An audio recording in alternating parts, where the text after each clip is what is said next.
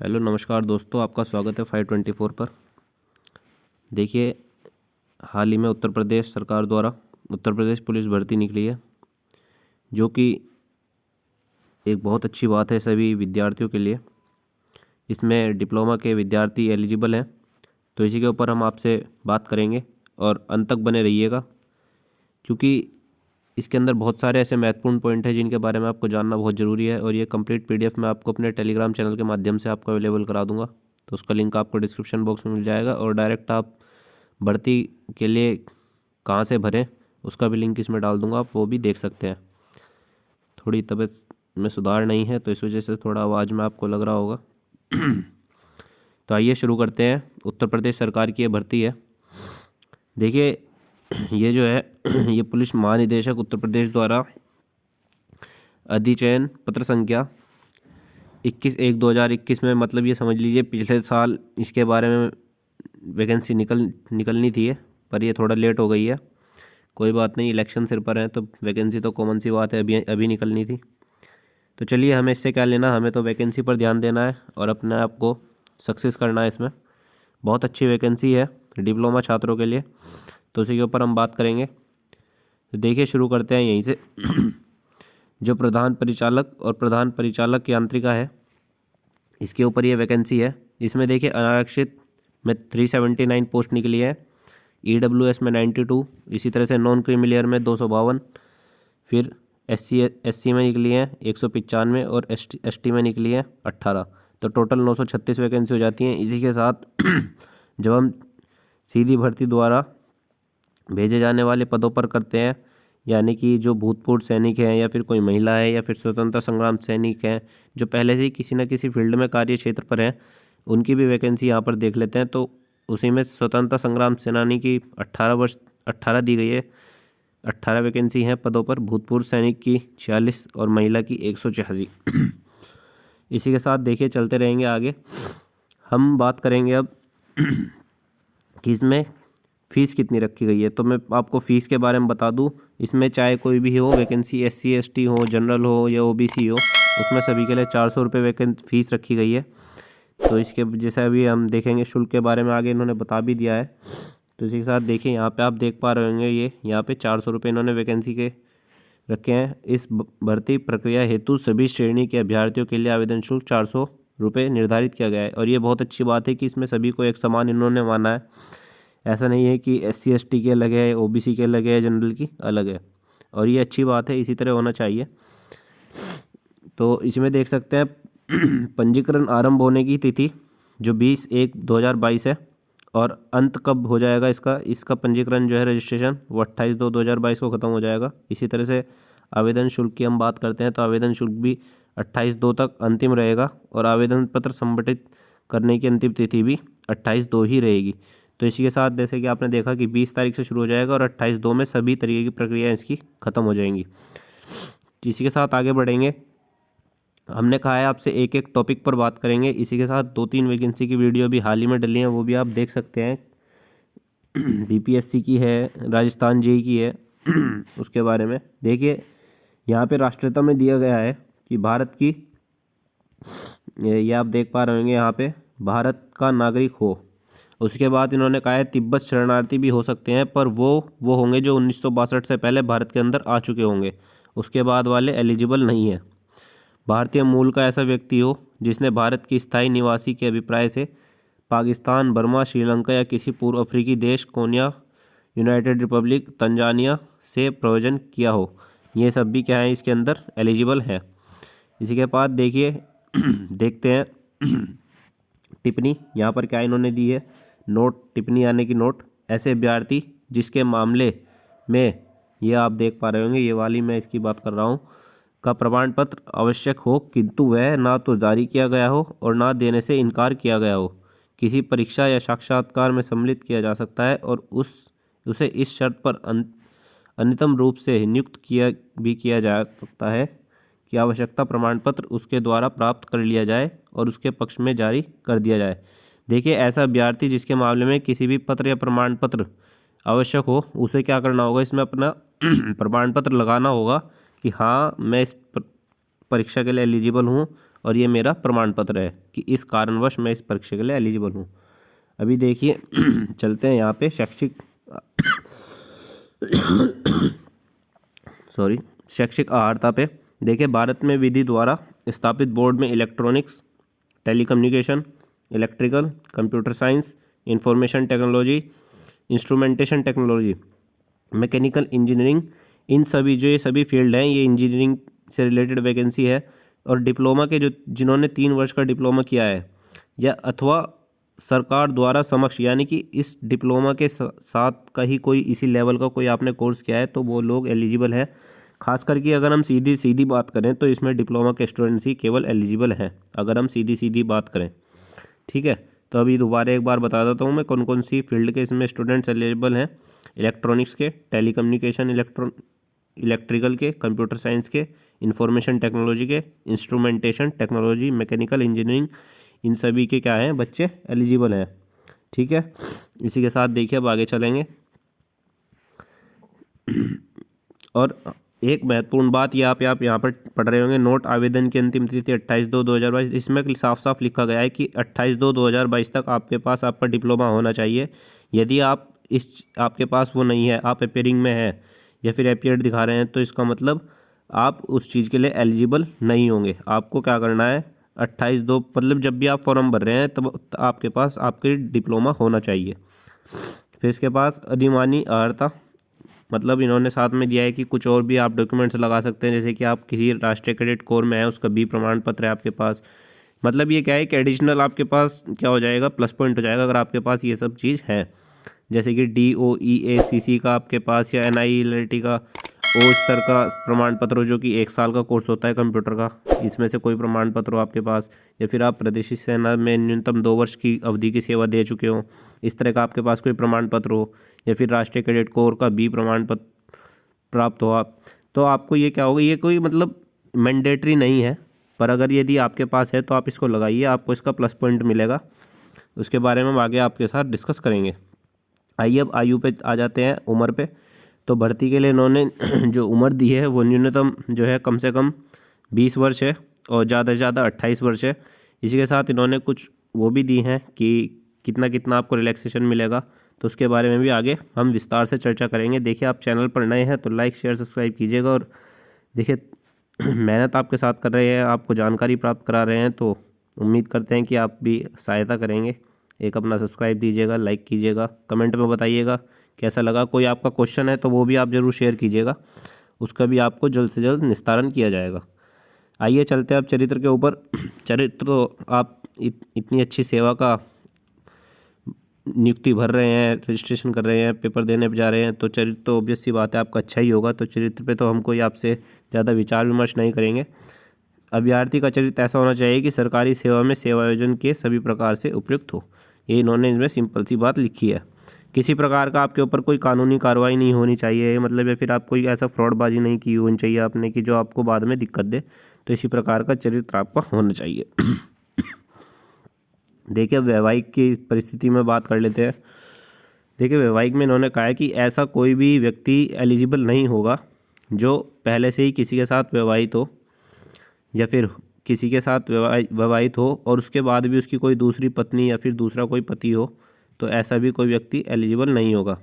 या फिर कोई भी ऐसा व्यक्ति एलिजिबल नहीं होगा कि जिसने पति या फिर पत्नी के जीवित होते, मतलब उसका पति या पत्नी जीवित है पर उसके बाद भी उसने किसी दूसरे व्यक्ति के साथ संबंध बना रखा है, तो ऐसा भी व्यक्ति कोई एलिजिबल इसमें नहीं होगा। इन्होंने साफ साफ इसमें लिख दिया है। आप वैवाहिक हैं तो अच्छी बात है, आप वैवाहिक नहीं हैं वो भी अच्छी बात है, पर यदि आप दोनों ही चीज़ हैं और उसके बाद भी आप दूसरे लोगों के साथ जुड़े हुए हैं तो फिर आप एलिजिबल नहीं हैं। इसके बाद शारीरिक स्वास्थ्य पे बात करते हैं। तो शारीरिक स्वास्थ्य पे इन्होंने कहा है कि नियुक्ति की जाए जब तक कि मानसिक और शारीरिक दृष्टि से उसका स्वास्थ्य अच्छा ना हो। ऐसा कोई भी व्यक्ति इसमें एलिजिबल नहीं होगा जिसको मानसिक या फिर शारीरिक रूप से पूर्ण तरह से स्वस्थ नहीं होगा। इस प्रकार का विद्यार्थी भी कोई एलिजिबल नहीं होगा इसके अंदर। उसके बाद देखते हैं भर्ती की प्रक्रिया क्या रहेगी। भर्ती की प्रक्रिया उत्तर प्रदेश पुलिस रेडियो अधीनस्थ सेवा नियमावली 2015 के तहत रहेगी। जो भी उनके अपने नियम कायदे कानून है उनके तहत ये परीक्षा होगी उत्तर प्रदेश पुलिस रेडियो अधीनस्थ सेवा नियमावली के द्वारा। उसके बाद देखिए आप चैनल पर नए हैं तो लाइक शेयर सब्सक्राइब जरूर कीजिएगा और कमेंट में अपना क्वेश्चन जरूर पूछ लीजिएगा, उसमें हमें कोई अच्छा लगेगा आपको जवाब देते हुए। आइए अब पेपर के ऊपर बात कर लेते हैं, ऑनलाइन लिखित परीक्षा की ऑनलाइन लिखित परीक्षा की अब बात कर लेते हैं।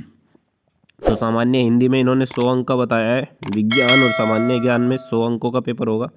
इसी तरह से संख्यात्मक एवं मानसिक योग्यता परीक्षा में 100 अंक, मानसिक अभिरुचि परीक्षा, बुद्धि लाभी परीक्षा और तार्किक परीक्षा, इसमें भी जो इन्होंने कहा है इनमें भी 100 अंक का कहा है। देखिए इसमें कितनी अच्छी बात कही गई है कि आप देख पा रहे होंगे कि आप जिस भी स्नातक से आप भर रहे हैं, यानी कि जो भी आप डिप्लोमा की फील्ड से भर रहे हैं, उसके बारे में आपसे कोई ऐसा प्रश्न नहीं मतलब पूछ रहे हैं, तो मतलब आपको अपनी फील्ड का इतना ज़्यादा नहीं पढ़ना पड़ेगा, आप बेसिक नॉलेज लेकर जाइए, आपका वहीं से काम बन जाएगा। इसके बाद पेपर के बारे में हम आगे और विस्तार में डिस्कस करेंगे। मैंने आपको कहा है कि एक एक पॉइंट पे आपके साथ डिस्कस करूँगा, आप बस बने रहिए अंत तक। देखिए जो ऑनलाइन परीक्षा है 2.5 घंटे की रहेगी, यानी कि 150 मिनट की होगी, और अभ्यर्थियों की संख्या के अनुसार ऑनलाइन परीक्षा लिखित परीक्षा एक ही तिथि को एक से अधिक पालियों में, अथवा इन्होंने कहा है कि मतलब एक ही दिन होगी ये परीक्षा और एक से अधिक पालियों में होगी, डिपेंड करता है कि कितने बच्चे इस फॉर्म को अप्लाई करते हैं, रजिस्ट्रेशन कराते हैं। इसी के साथ चलते हैं अब आगे। ऑनलाइन लिखित परीक्षा के प्रत्येक विषय में 50% अंक प्राप्त करने में विफल रहने वाले अभ्यर्थी भर्ती के लिए पात्र नहीं होंगे। इन्होंने कहा है जो ऑनलाइन लिखित परीक्षा होगी उसमें यदि किसी के 50% से कम अंक आते हैं तो वो भर्ती के लिए पात्र नहीं रहेंगे। इन्होंने ये बात इसमें साफ साफ लिख दी है। इसके बाद चलते हैं, देखिए ऑनलाइन लिखित परीक्षा पाठ्यक्रम पृष्ठ 1 पर है। उसके बाद चलते रहिए, देखिए सूत्र क्या रहेगा, सही उत्तर गुना उसे भाग के निर्धारित अंक अपॉन में सही प्रश्नों की संख्या। ये क्या रहेगा, आपकी जो आपका प्रश्न होगा उसका टेस्ट करने का तरीका रहेगा। ये फॉर्मूला उसमें लगाया जाएगा कि जैसे कि सही उत्तर है गुना उसे भाग में निर्धारित उसके भाग के निर्धारित अंक अपॉन में सही प्रश्नों की संख्या, यानी कि समझ लीजिए आपके सही उत्तर 10 हैं और उनका 10 ही नंबर का क्या है, एक क्वेश्चन आपका समझ लीजिए 10 नंबर का है, उस भाग के निर्धारित अंक तो कितने 100 नंबर के हो गए, और टोटल प्रश्न आपके कितने हैं, आपके टोटल प्रश्न 100 हैं, तो 100 में 100, ये इस तरह से इन्होंने एक सूत्र बना दिया है। इसके बाद देखिए दस्तावेज़ों की बात इन्होंने की है तो प्रसामनीकरण नॉर्मलाइजेशन के बाद में वर्णित ऑनलाइन लिखित परीक्षा के सफल अभ्यर्थियों को नॉर्मलाइज्ड प्राप्तांकों की श्रेष्ठता से आधार पर अभिलेखों की समीक्षा एवं शारीरिक मानक परीक्षा में अपेक्षित किए जाएगी। इसके बाद आपको क्या करना है, अगली परीक्षा के लिए बैठना है। अब अगली परीक्षा में हम देख लेते हैं अगली परीक्षा क्या रहेगी, यानी कि अब आपने क्या कर लिया अपना अब आपको अपना फिजिकल टेस्ट देना होगा। तो फिजिकल टेस्ट कॉमन सी बात है, आर्मी की वैकेंसी हो चाहे पुलिस की वैकेंसी हो, आपका फिजिकल टेस्ट तो ज़रूर होगा।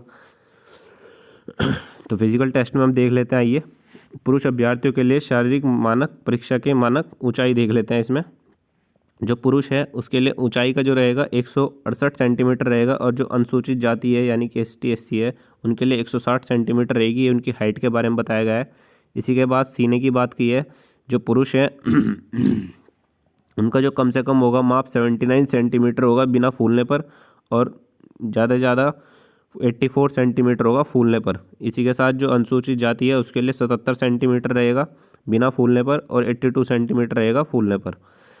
उसके बाद देखिए न्यूनतम जो इन्होंने दिया है 5 सेंटीमीटर का सीने का फुलाव अनिवार्य है, कि यानी कि 5 सेंटीमीटर का आपका सीने का फुलाव आना चाहिए नॉर्मल के मुकाबले। इसके बाद जो महिलाओं की बात कर लेते हैं, तो महिलाओं में जो सामान्य ऊंचाई है सामान्य की 152 रहेगी, और अन्य पिछड़े वर्ग की भी 152 ही रहेगी जो इन्होंने मिनिमम रखी है, और अनुसूचित जनजातियों के लिए 147 रहेगी। इसी के साथ जो वज़न है, वज़न की हम बात करें तो यहाँ पे महिलाओं का 40 किलोग्राम वज़न इन्होंने रखा है।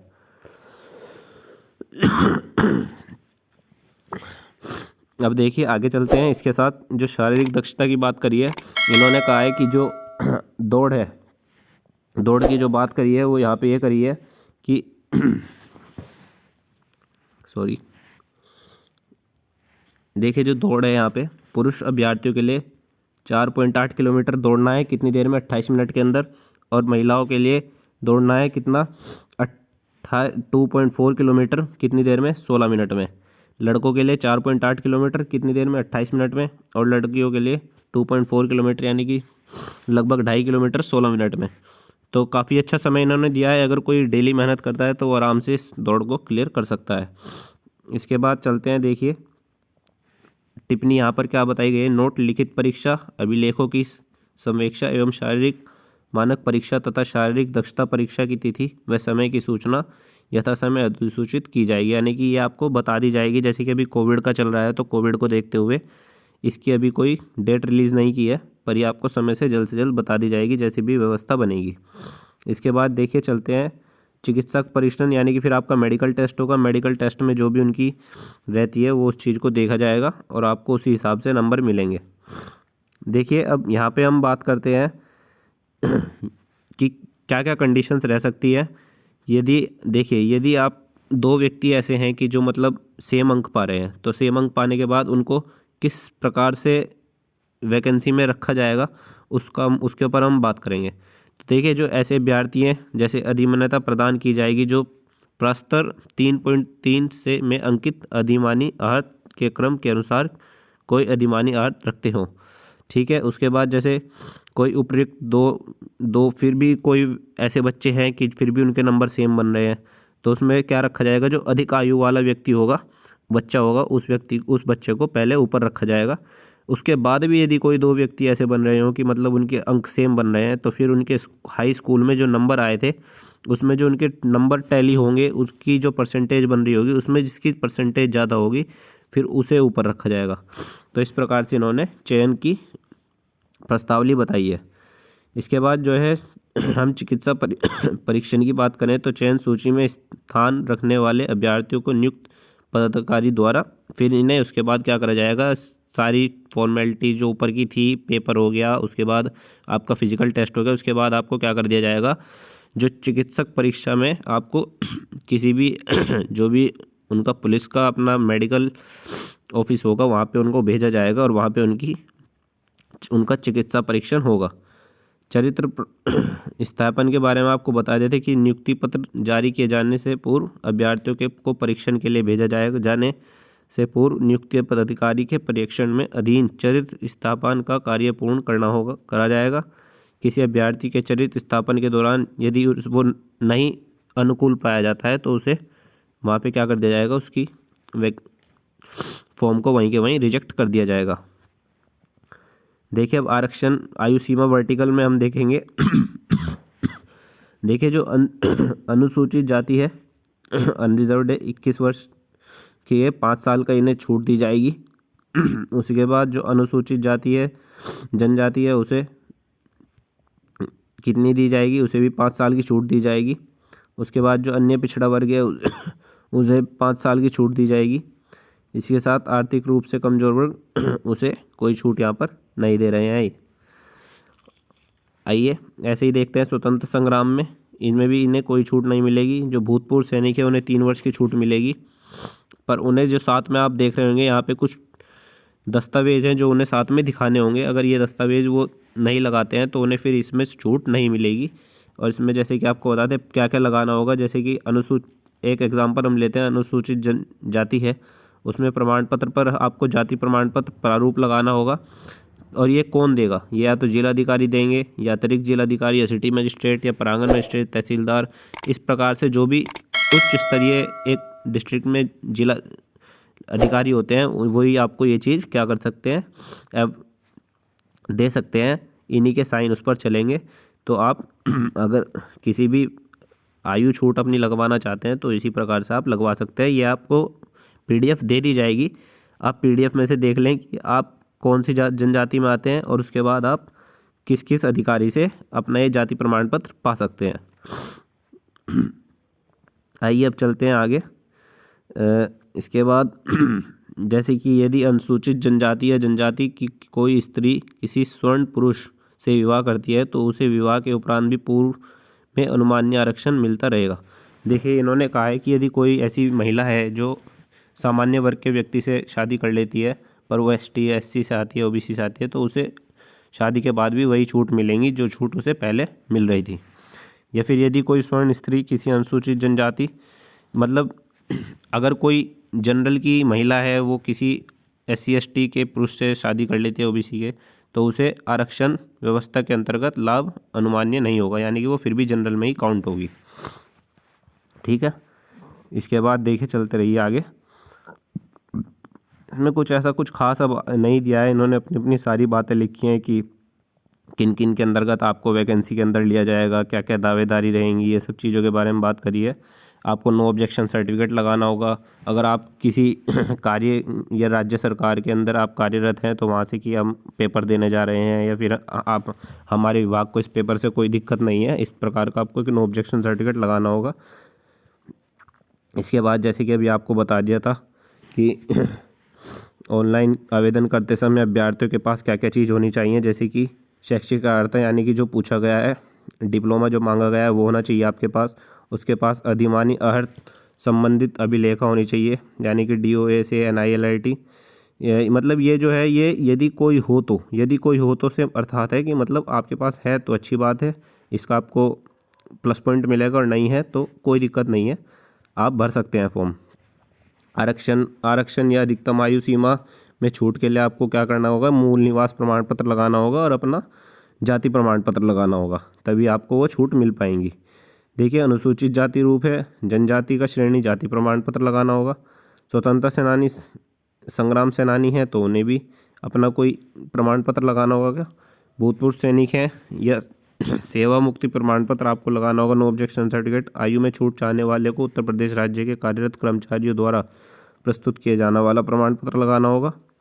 अधिक रूप से कमजोर वर्ग के लाभार्थी का स्वयं घोषणा पत्र निर्धारित प्रारूप, ये सब आपको लगाने होंगे। फॉर्म में स्कैन करके अपलोड करने हेतु अभ्यर्थियों की नवीनतम और आवश्यकता तक रंगीन फोटो और हस्ताक्षर, ये आपका क्या होना चाहिए, मतलब कि जो आप फॉर्म भरेंगे उसके अंदर आपकी फ़ोटो कलर्ड होनी चाहिए, और साथ में आपके जो